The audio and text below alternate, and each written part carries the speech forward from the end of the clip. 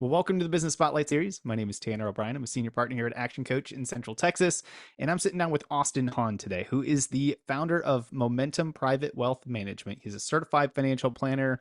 I'm going to just say kind of a general financial guru when it comes to wealth management and advising things like that. So excited to be jumping in, having some conversation around entrepreneurship, around business ownership, around kind of what's it like to build and create wealth and some of the things that folks need to be thinking about here today. So Austin, thank you so much for taking the time to sit down with me.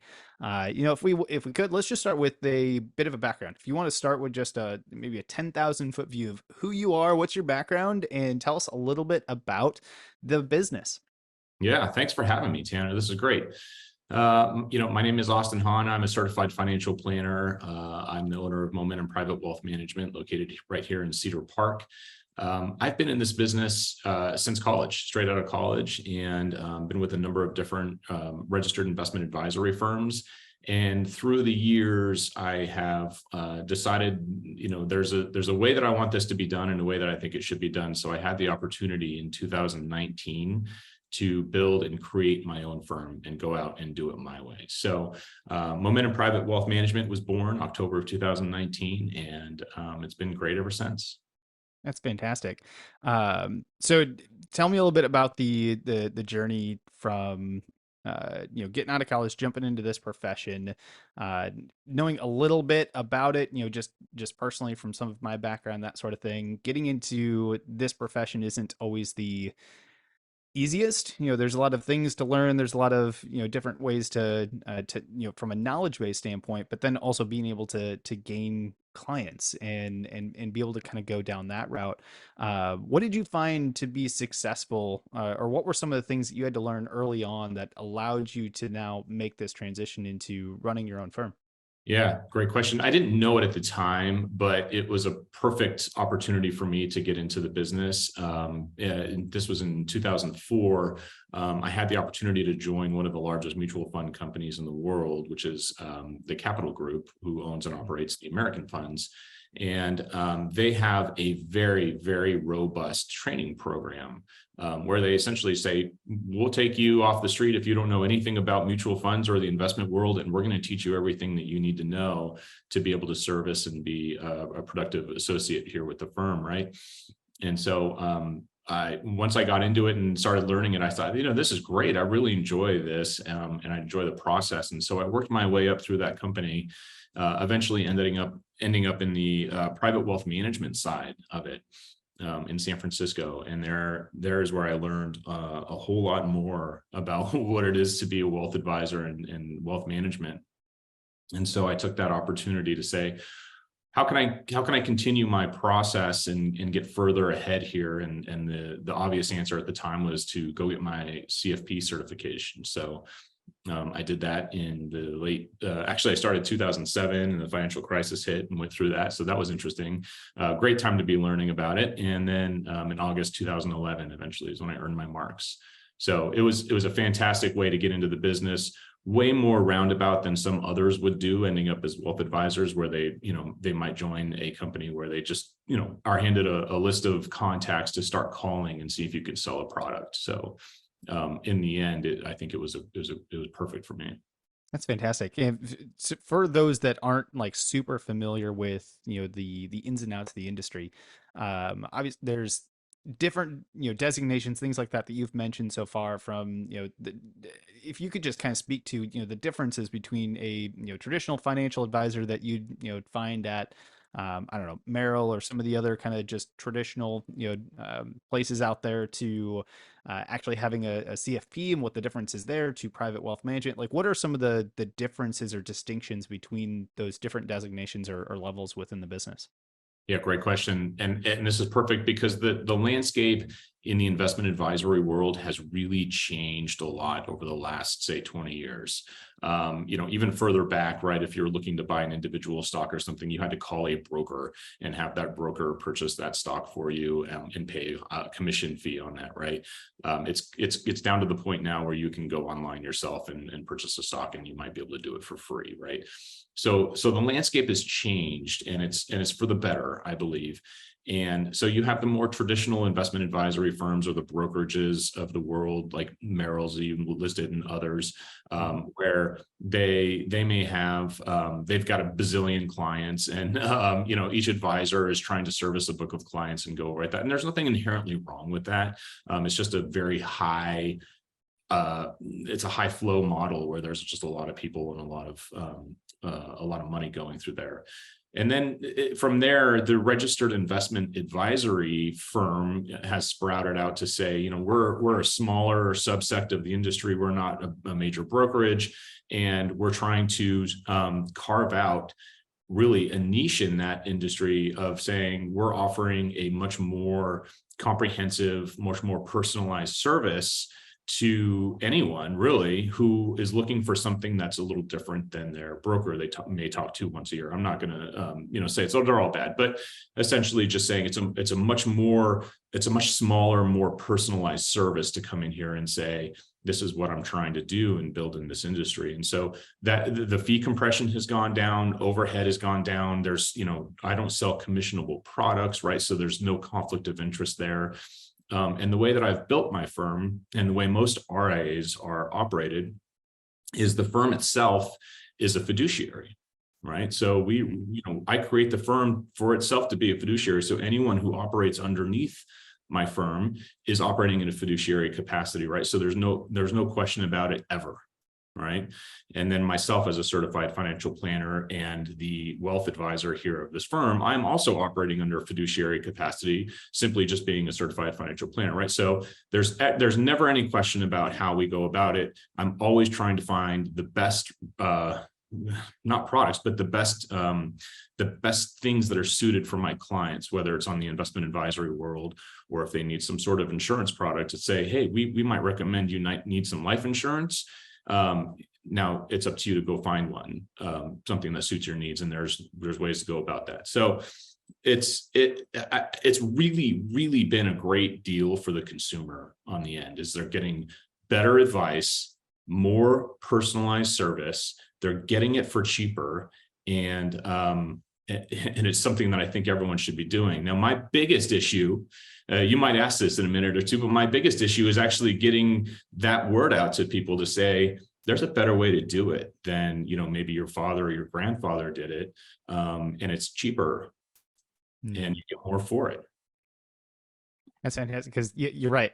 You are like right into some of the questions that kind of came up in my mind that I wanted to ask about. And part of it is you had mentioned that when you started the business, moving to that direction, knowing that there was things that you could do better, that there was a different way to do things than what you were currently exposed to or currently had access to.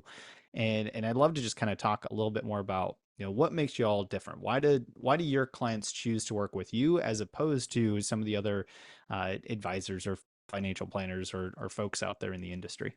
Yeah. So first and foremost, I would say that the evolution of financial planning in and of itself has been one of the biggest drivers in the way that my business is operated and other RIA firms are operated. 15, 20 years ago, right? You're seeing commercials where, hey, we can do a retirement plan for you and we can do a financial plan. And it's a pretty shallow plan compared to what happens nowadays. But it's fine because that was what was leading the way, right? And coming down this path. And so other financial advisory firms may offer it as kind of just like an add-on, like we're an investment advisory firm, but we can run a retirement plan for you. And it's going to kind of check some of those boxes off. I mean, you can even go online nowadays at some of your own service providers. Even your 401k may have like let's talk about a retirement and see if you can run the numbers for you. The way that I'm taking that a step further, right? So the way that I want to do it and the way that I decided to build my firm is like, hey, there's opportunity here to provide a lot more value to people and really dive deep into the comprehensive financial plan side of this, to say it's not always just about investment management, right?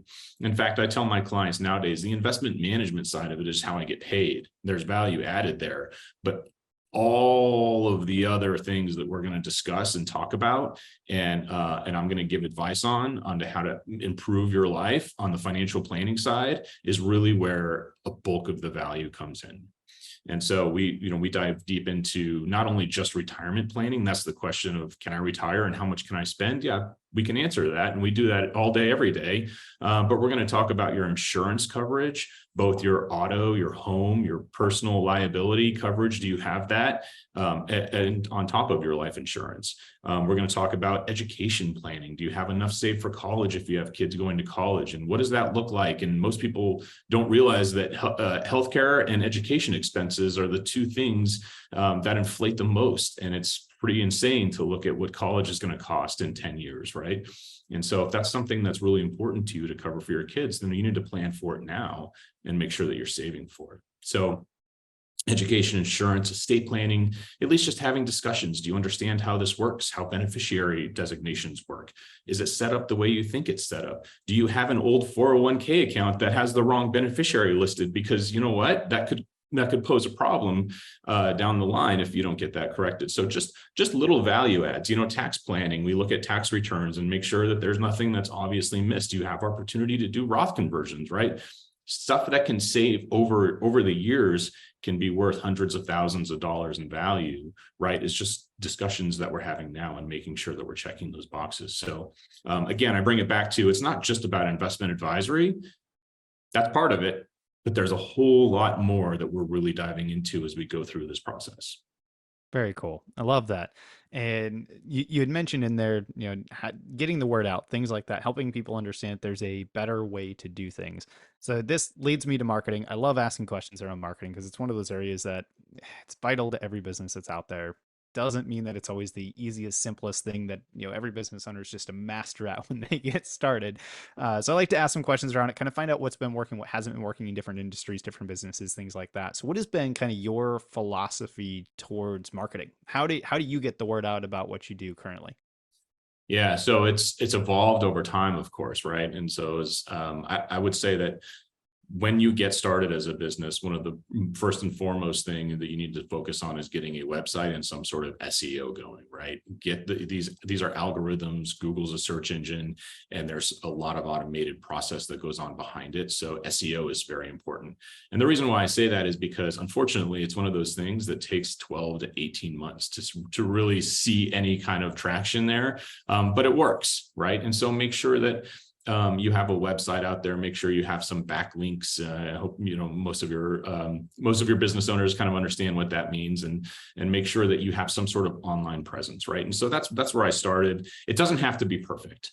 And that was one of the things that I had the hardest time, and I still do, quite frankly, is done is better than perfect. I've got that mantra written down because I sit down to do something and I go, I'm not going to put this out if it's not perfect. And reality is that you're going to get a lot more out of it over time if you just do it, and then you can perfect it later, right?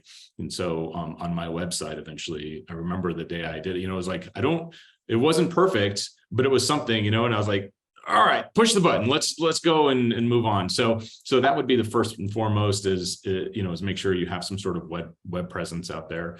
I belong to a number of organizations like NAPFA, which is fee only advisory, search engine, XY planning network, fee only network, right? And these kind of opportunities too for us to have profiles on their website with backlinks, right? So that helps as well. Now that I've had the opportunity to grow the business, and grow revenue, of course, I have outsourced my marketing. And just to have some sort of web presence, even if it's just kind of social media posts here and there, just to help generate that type of stuff. Because again, the more content generation that's out there over time will really pay dividends on the SEO side. So I struggle with it, right? I think marketing is one of the hardest things to do to run a business. And if you were asking for a recommendation, you didn't, but I think one of the best books out there is Story Brand.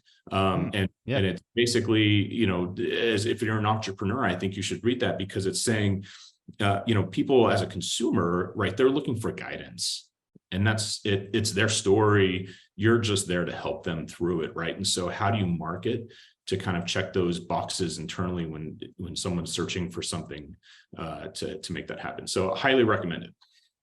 Very good book. Yes. I doubly recommend here. I'll make sure I put it in the description, the notes and everything so everybody can find that. So website, SEO, online presence.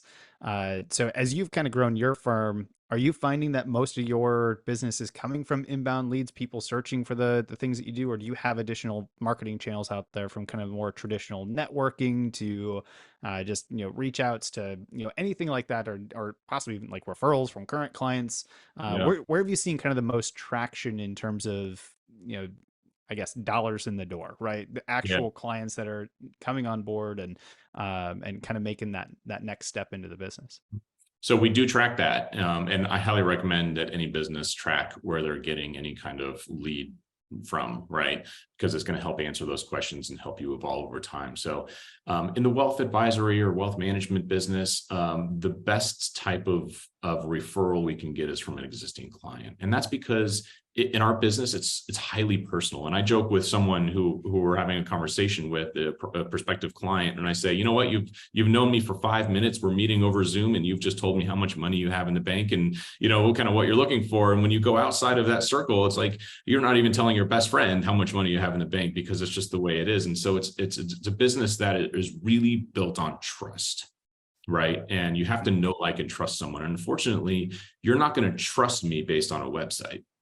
Right. It's just not going to happen. And so anytime that you have an existing client that says, I've got a really good friend who needs your help, here you go, right there. There is a very high level of trust being placed in that, and that helps. So I think that's where I'm trying to get to. I wish every single lead or referral that I had came in was from an existing client, because they were already conveying that trust. But that the reality is that a solid half of my referrals come in from Google, right? Or internet search generically. But in general, it's just like, I was looking for a financial advisor near me, right? Or a financial advisor in Cedar Park or North Austin, and your name popped up. And I think that's fair. And that goes back to where that SEO process comes in, and saying, like, you got to have some sort of web presence there.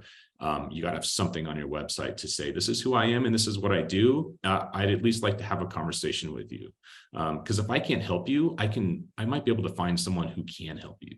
Mm. Right. And that's the reality of it is I'm just trying to help people move along in that process, whether it's with me or someone else.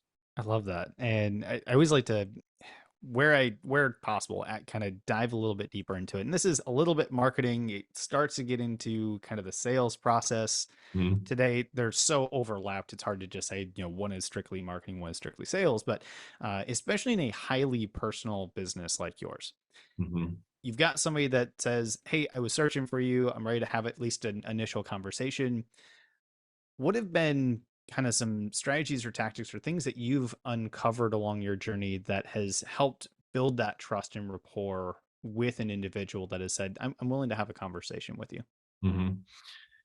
Yeah, that's a good question. I mean, not everyone that we talk to becomes a client, and rightly so. I mean, there are some people that just aren't are a good fit for me and my firm and the way I'm trying to build it, and so there is some trust being built there. Even if I say, you know what, Mr. or Mrs. Client or prospective client, what you're looking for is something that I can't provide you, and it doesn't make any sense for you to pay me to provide that to you. I can do that. However, you would be better served doing X, Y, or Z, or you would be better served doing it yourself. And I'll help you figure out how to do that. Because with the advent of, custodians and kind of, if we're talking about on the investment management side, right, that can make a lot of sense.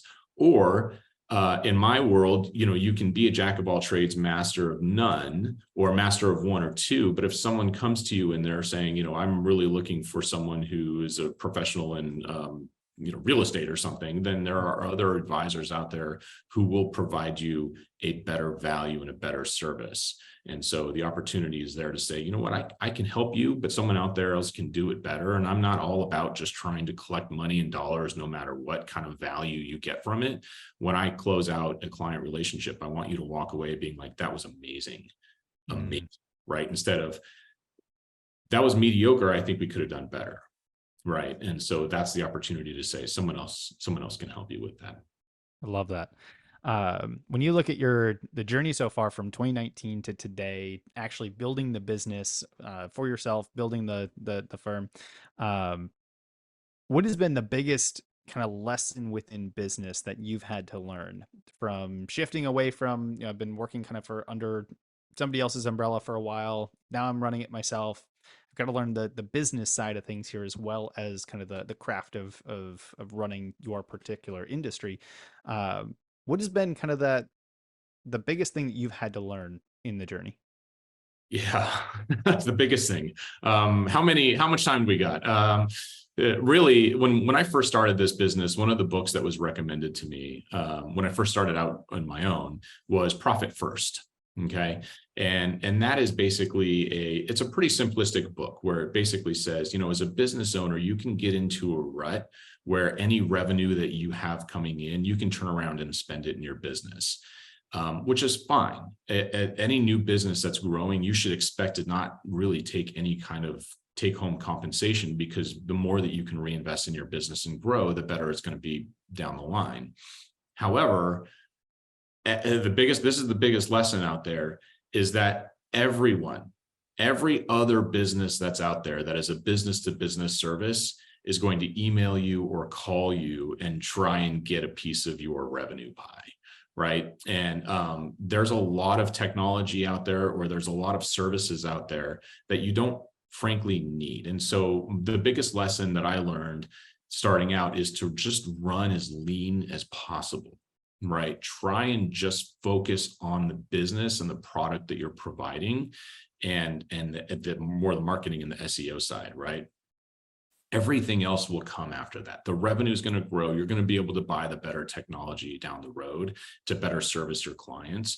But this is back to the profit first side of it, is that the biggest lesson in that book is to say, you have to start setting aside something for yourself as the business owner. What's the point of owning a business if you're not generating any kind of revenue for yourself from it, right? I mean, at the end of the day, if you're running a business and you're taking very little out of it, right, maybe you need to reevaluate how your business is structured. So I highly recommend that book.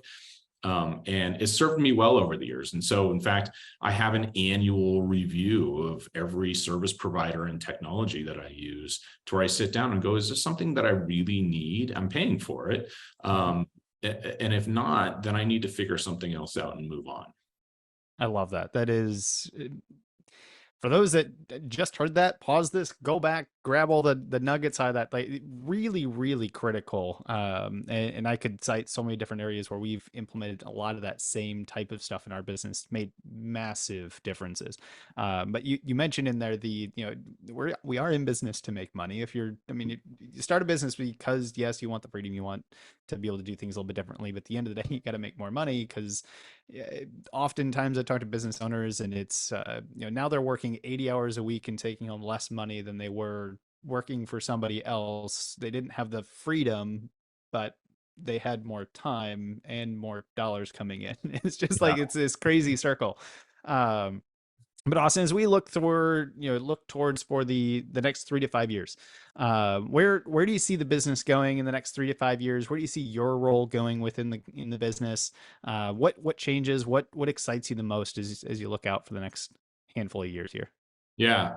So I'm going to dovetail this into something you just said too. You talked about kind of working a lot, earning more potentially as a business owner. And so I'm going to answer, I want to touch on that in my answer. And my answer is going to be where, I'm really hitting the stride in the business that I'm at right now. It takes a long time to, kind of get up and going. I hired an employee a year ago on part-time basis to just kind of help. This is part of running a business, right, is learning what to delegate. I think that's a big lesson too. We could probably spend an hour on there, delegation and efficiency process efficiency. So I did that, and I had the opportunity to bring him on full time now, right? So I have a full-time W-2 employee, and I think that's fantastic, and it's part of my business plan. And so for the next 3 to 5 years, what I really, really want to do with this business is I really want to continue to focus down into what clientele I really want to focus on and service, and be a part of the community, right? My wife and I sat down, she owns her own business, and we both said, what is it that we really want to do at the end of the day owning businesses? And one of the biggest reasons was we want to be a part of the community. We have children in community schools, and we want to be a part of the PTA, and we just want to be active and present. And so continue to build upon that, give back to the community. I was able to sponsor the Cedar Park High School softball team last year, right? And it was rewarding. It was great. I have a friend, who plays on the team, and it was an opportunity for me to really give back. And so I thought that was fantastic. So the biggest thing, and the reason why I brought that up, is you talk about time. Right. And being a wealth advisor, I have a lot of conversation about what is wealth and what does it mean to you?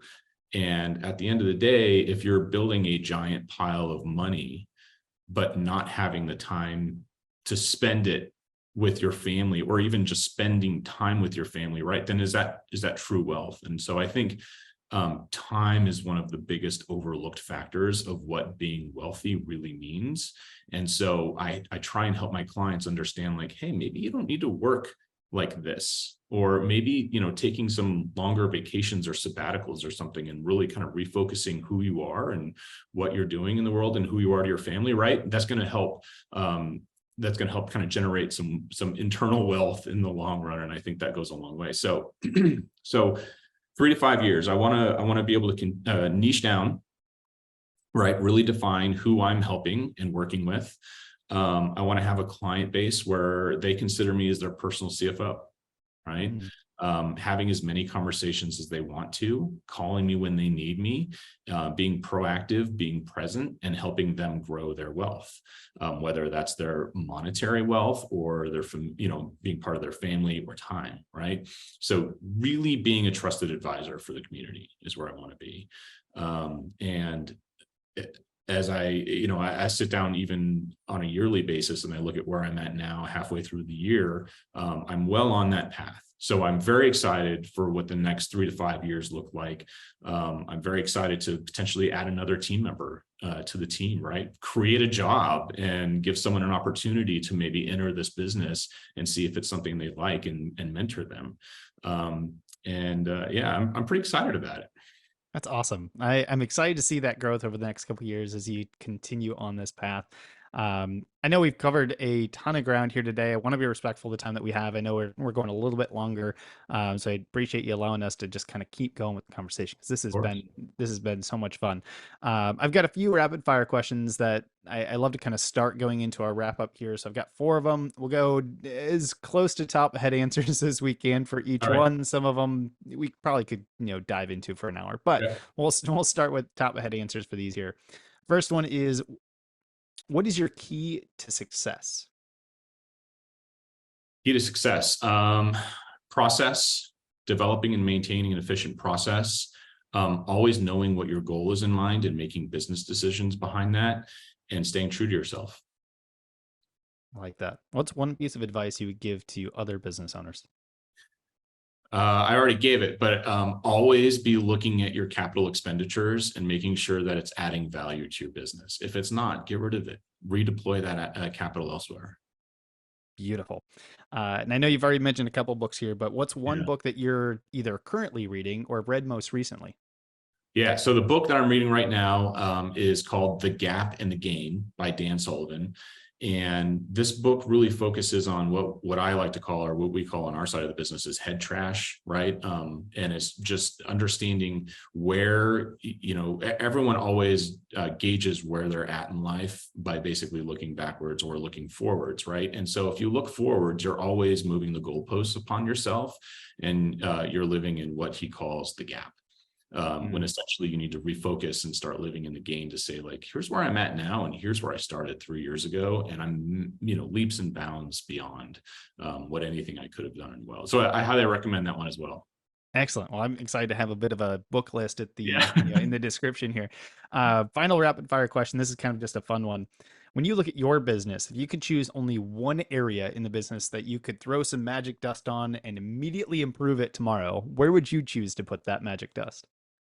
Technology and process. Again, I've been talking about processes and technology for years in my mastermind groups, and I continue to harp on it. It's going to make all the difference in the world.